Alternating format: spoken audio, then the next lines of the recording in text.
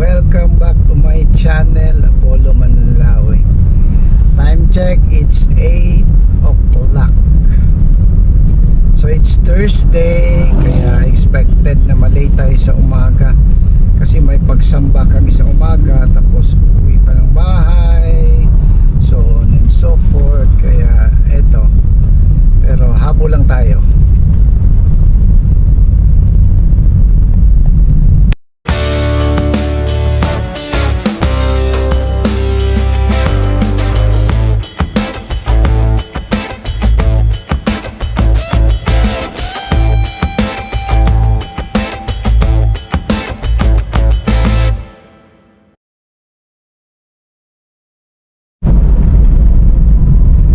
Masama kung mag-rally at sabihin mo ang nais mong ipaabot sa gobyerno, o yun ang basihan mo na hindi totoong iglesia ni Cristo.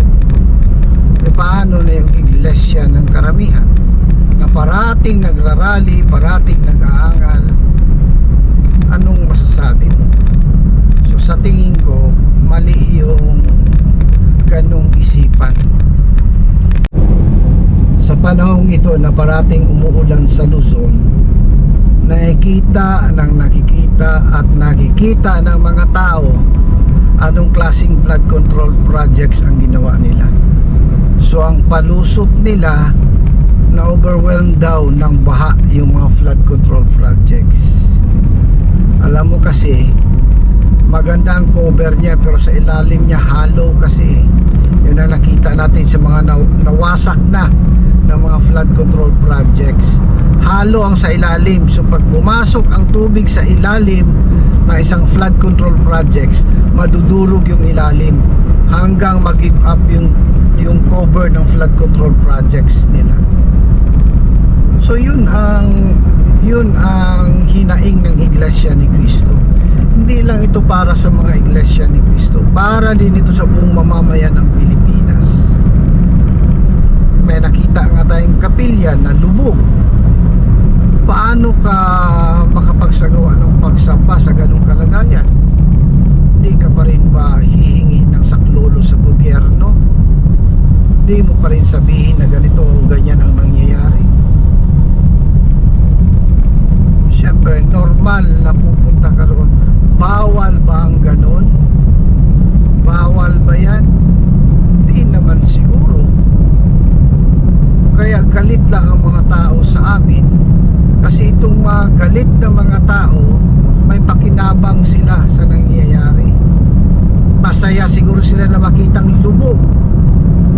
Masaya siguro sila pag nakita naghihirap ang mga Pilipino. Kaya nagiging ganyan sila sa Iglesia ni Cristo.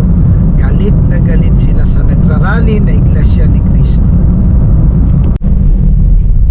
Kaya sa mga nagsasabi na wala kaming karapatang mag-rally, mali yata yung inyong isipan.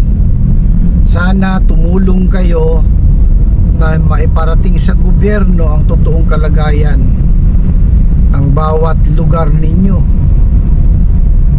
Bahang-baha kayo, hindi pa rin kayo umaangal.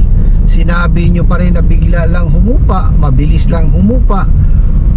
Tumulong kayo. Kung wala mang baha sa inyong lugar, may baha yung ibang mga lugar dahil sa kapalpakan ng flood control projects. So sana hindi sisihin ang iglesia sa mga bagay na ito. So sa mga kumakalaban sa Iglesia ni Cristo, dahil sa rally namin para ilahad yung katotohanan, para kanino ba kayo lumalaban? So hanggang dito po ang ating video. Magandang umaga sa inyong lahat. Patuloy tayo sa paghabol ng mga opisyal na nagpagawa ng flood control projects na nangasira dahil naubusan na ng pondo. May mga flood control projects din na hindi natuloy, pero ang report na itayo pero wala kang makita, yun ay tinatawag na ghost projects. Tuloy tayo sa pag-encourage ng gobyerno na habulin ang mga taong ito.